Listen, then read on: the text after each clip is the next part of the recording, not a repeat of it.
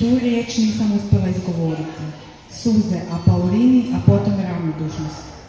Podvlačila sam crtu misleći kako sam u svojih 28 godina uspjela odrasti voljena u divnoj obitelji, zaslužiti ljubav, supruga i prijatelja, putovati i raditi posao koji me još i danas veseli.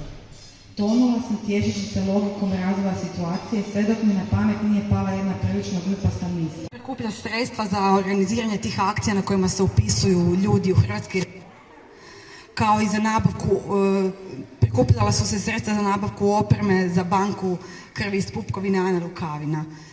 Diljem cijele Hrvatske, znači kolegica i ja obilazimo ljude koji nas kontaktiraju, održavamo akcije prikupljanja uzoraka, ali također je otvoreno i 18 transfuzijskih centara.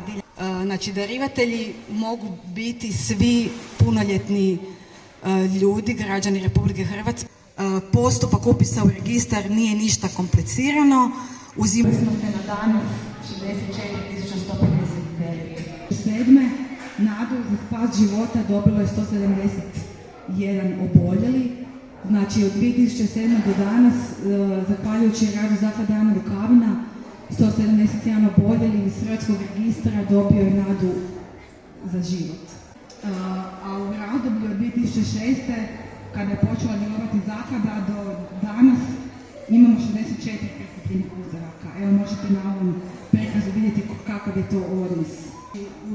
U svim medijima nas prate, podržavaju naš rad, što nam puno znači.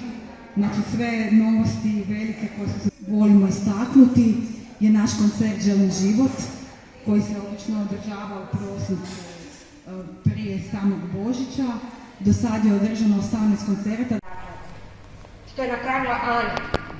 Napravili su ljudi koji su nastavili želju i misiju koja je zamolila